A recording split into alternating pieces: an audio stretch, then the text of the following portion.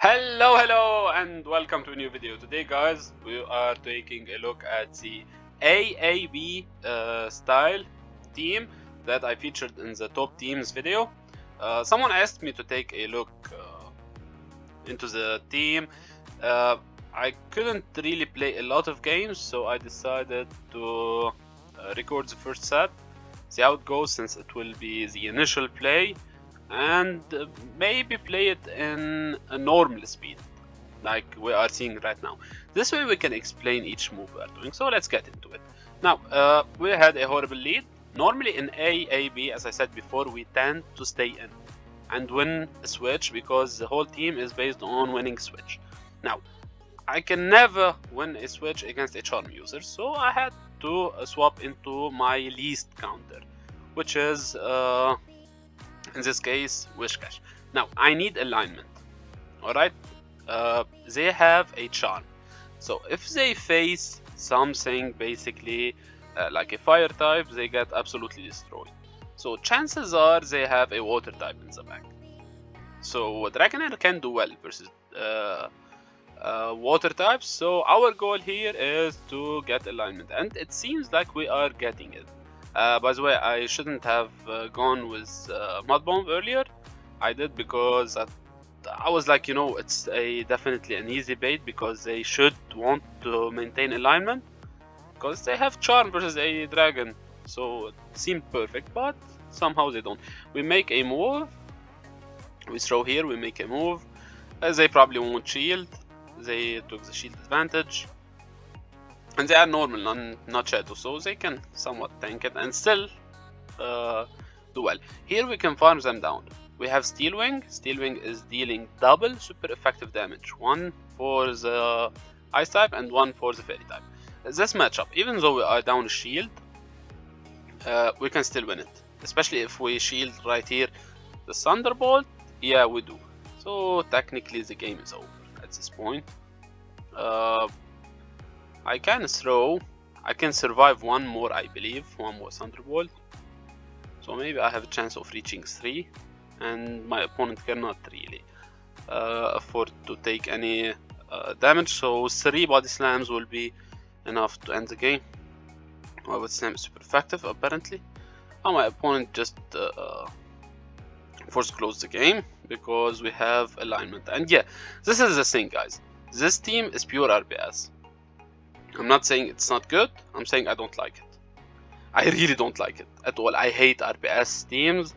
They make me get bored really fast, so I don't enjoy playing them. Look at the Dragon Breath, by the way. This is double resisted damage. Alright, into the next game. We have Dragonair versus Dragonair. Now this is tough. Here I'm gonna play and see, based on the damage we are dealing, who can win if we Dragon Breath down. And if you see, they did reach the yellow like half a second before we did, but nonetheless they did reach it before us, meaning that if we continue to Dragon Breath down, we will win. So I throw, they throw, we mirror shields, none of us will make the next move, I guess, so we will win. We will farm them all the way down with like 1-2 HP, but yeah, nonetheless we make it.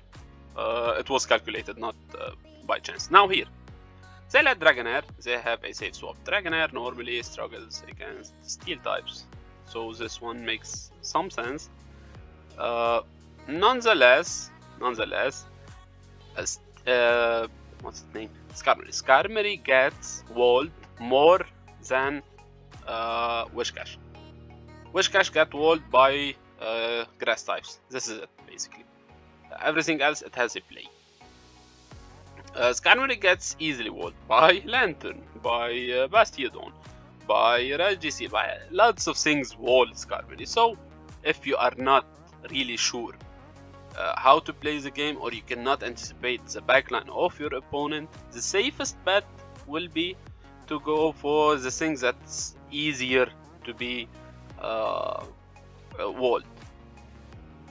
In this scenario was Skarmory, so I brought Skarmory versus their Vigorous, and due to that I have now Wishcash versus their Lantern. Here sadly we don't KO, they will get one move, so it will make the game a lot harder than it needs to. Surf is neutral, and they do get us pretty low. Now they can outpace us and throw a move. Had they not thrown the last serve, we would have survived this and got to a move and put Vigorous very low. It would have been different, but nonetheless, we have a lot of energy here. Now I have to bait.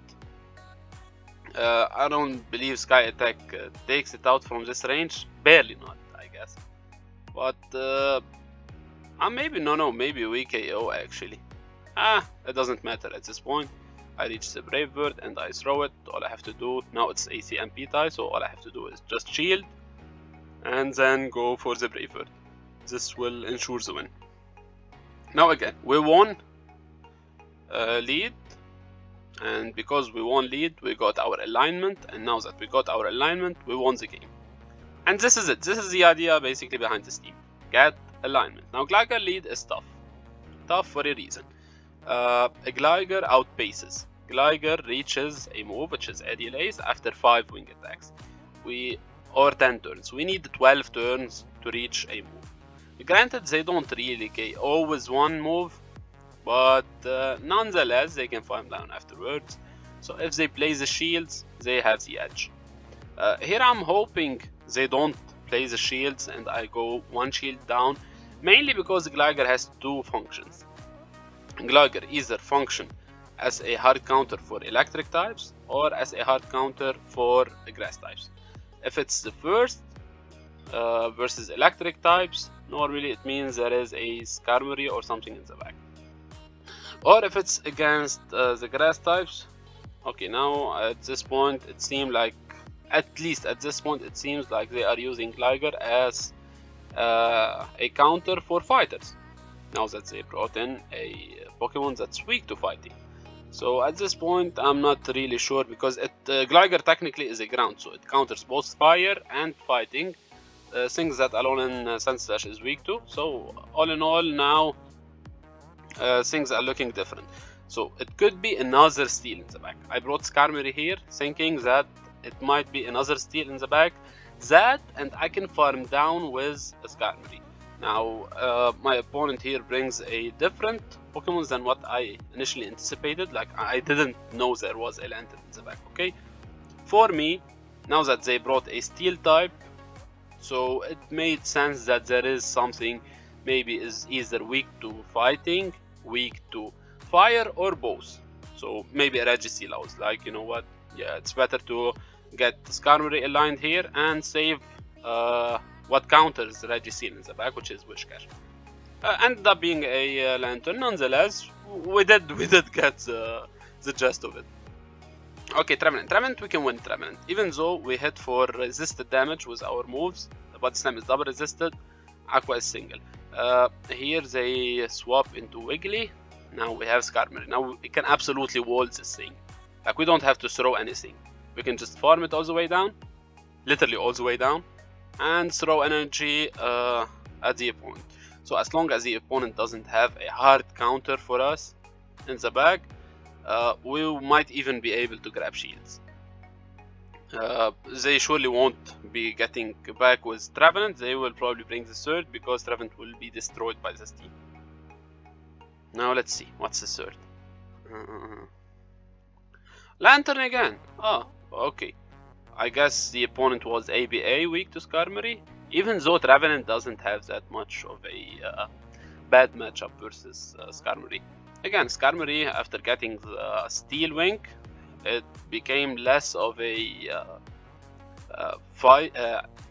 anti-fighting and anti-grass in a way, because it's hard to reach moves. So basically, the only move you are consistently dealing damage with is your fast move, when shields are up, of course.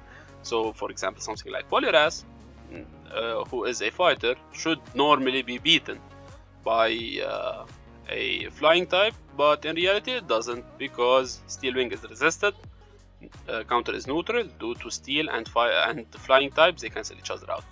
Here we have a good matchup. I believe here I shield once, farm them all the way down, and threaten with our energy. But yeah, it's It's gone basically now. It's done. Like maybe our opponent doesn't really know it, but it's done. I mean, granted, I do the same. I spend a lot of times, sometimes in a matchup. Okay, I didn't make the move, but here I can just farm them all the way down, I guess. Although I'm almost at 2 back-to-back. Sometimes you never know really what happens. Your opponent might just lose connection, you might have a win con, and sometimes it's not even about winning. So it's okay to continue a matchup even if you are losing. Try, especially if it's a new team. Always play fully. See what the move does. I do that a lot, for example, when I'm playing a new team. Even if I'm losing, I will say like I'm gonna throw this move and see how much damage it does, because it gives me experience. Now this is a tough game, a really tough lead. They let it go. This gives hope. If I invest 2 shields, I will probably be able to farm now. But Cresselia, basically, what does Cresselia play? Cresselia is a psychic, so as we see now, Cresselia plays the role as anti-fighting. We make a catch here. Anti-fighting means that there are bulky Pokemons in the back, and this is very scary. Now on the positive side, we will be able to beat Lickitung even down shield, I believe. Not sure though. I need a Brave Bird to KO, and probably it's better to go for Brave Birds.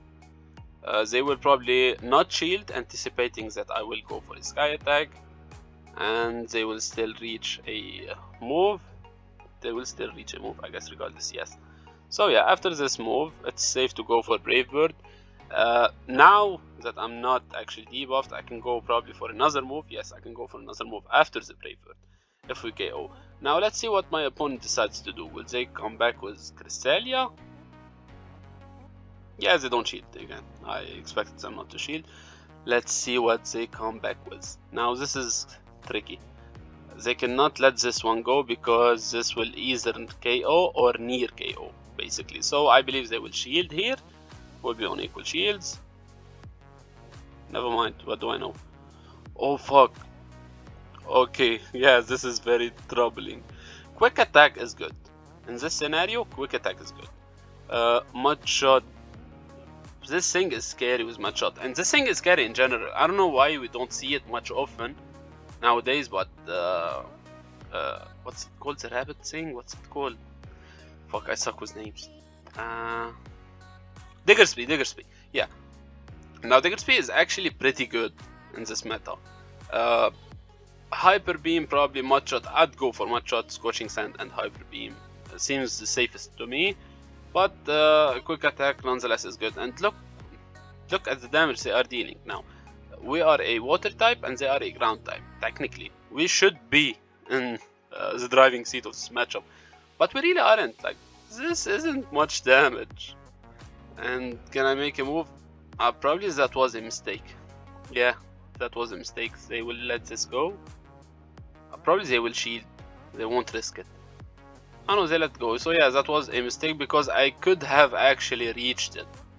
And my opponent, for some reason, gives me Cress. They could have sniped, they could have got on Cress, but no, instead they just give me Cress.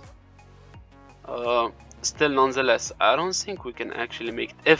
If the chance for us to make it is if they don't have Fire Punch, or if they have it and they don't bait. Yes, they don't. So had they had the Fire Punch and they baited, they will definitely win the game. Now, I didn't continue fast moving because I reached 2 moves, and it's the safest. We win CMP, so we go for the first. Even if they shield, we go for the second. And look, it was actually a CMP. Now, always go for the safest and most guaranteed way to win. We reach 2 moves. This is winnable for us. So especially since we win CMP. So as long as we throw the move and it's not a CMP basically, even if they shield, we win the second one. So yeah, I believe this was it. This was a 5-0. I'm probably gonna lose a lot of matchups later on after playing this one, but look, the team is strong. I highly recommend you to play it, but it's not my style, so I'm not gonna be playing it a lot. I'll probably play it for like a set maybe, and that's about it. I don't plan on playing it for more than a set because it's not my style. Again, it's a strong team, it's very functional, but I'm not even trying to push for Elo. And if I try to push for Elo, my top performing team will always be Lantern, Lickitung, Mandibuzz. But I'm not trying to push for Elo. Right now, I'm trying to have fun with Great League. I still have a long time until I have to push. And again, I don't even like pushing. But after making a poll, a lot of people told me that in order to make content teaching people how to reach Legend, I have to reach Legend. I had decided last season not to reach it, so after the poll basically and stuff like that, I did end up reaching it. And I probably will reach it this season. But still, nonetheless, there is a lot of time. Meanwhile, let's have some fun. See you on the next one, guys. Bye bye. Have a good day.